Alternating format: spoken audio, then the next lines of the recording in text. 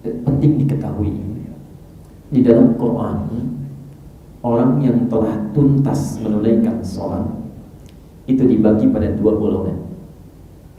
Quran surah keempat An-Nisa ayat 103. Mari kita lihat uraiannya. Fa'idza qadaytumus shalah, maka jika sholat telah tuntas Anda tunaikan. Jika Anda wakaf di sini, berhenti baca Qur'annya di ayat ini, fa'idza qadaytumus shalah, maka ini menurut para ulama menunjuk pada golongan yang pertama. Ada orang-orang yang motif sholatnya sekedar menuntaskan kewajibannya saja. Yang penting saya sudah sholat. Perkara khusyuk atau tidak itu urusan lain. Diterima atau tidak itu terserah Allah. Yang penting saya sudah sholat.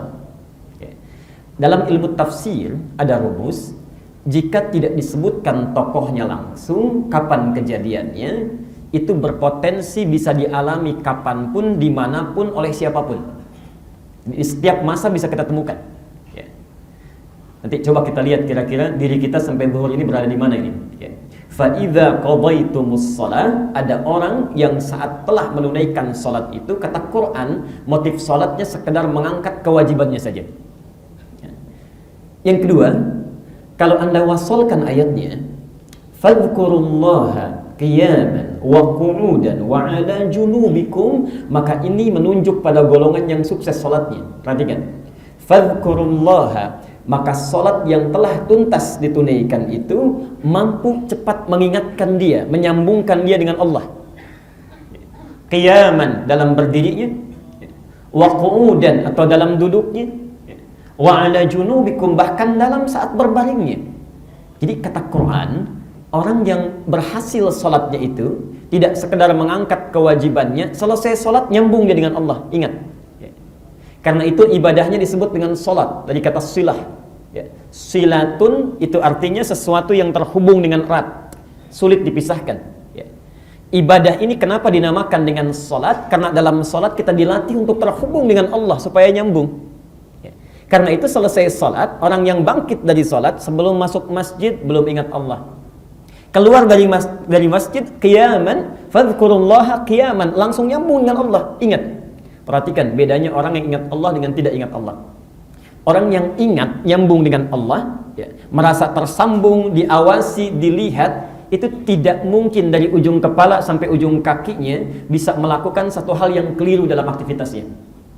Keluar dari masjid karena ingat Allah, tidak akan tertukar sepatunya. Karena ingat, tahu dia, takut kalau langkahnya ketika melangkah salah langkah, Allah tidak suka. Karena dia merasa sedang dilihat oleh Allah, nyambung. Begitu melihat sesuatu, saat yang dilihat tidak sesuai dengan keinginan Allah, dia ingat. Quran surah ke-24 ayat 30. Wa qul lil mu'minina an yaghuddu min absarihim. Katakan Muhammad pada orang beriman supaya dia menjaga pandangannya. Dia takut kalau dia melihat sesuatu yang Allah enggak suka, dia ingat.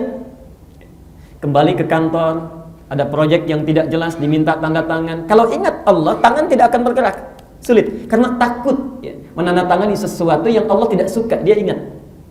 Maka dalam duduknya saat mau minum, dia ingat. Bismillah, dia minum. Bukan sekedar bismillah, tapi dia ingat apakah minuman ini disukai oleh Allah atau tidak, dihalalkan atau tidak, itu yang ingat. Bahkan saat berbaring pun dia ingat dengan Allah Subhanahu wa taala.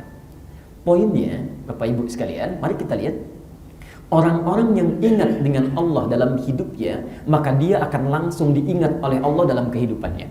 Quran surah kedua Al-Baqarah ayat 152. Mari kita lihat. Fadhkuruni, kata Allah, azkurkum. Fadhkuruni, Anda ingat kepada saya, kata Allah, azkurkum, maka saya pun akan ingat dengan kalian. Yang paling menarik, kalau kita sudah diingat oleh Allah, maka Quran memberikan jaminan, ini inti bahasan kita, Quran memberikan jaminan akan diberikan 5 keutamaan yang tidak akan pernah diberikan pada orang yang tidak ingat dengan Allah. Kalau kita tarik ke sholat, maka orang yang sholatnya benar itu sesuai dengan keinginan Quran dan sunnah Rasulullah akan dijamin oleh Quran langsung mendapatkan 5 hal yang tidak akan pernah diberikan pada orang yang tidak sholat atau orang yang sholat tapi sholatnya tidak sesuai dengan keinginan Quran dan sunnah. Nanti kita akan cek kira-kira sampai dengan zuhur ini kita berada di posisi yang mana.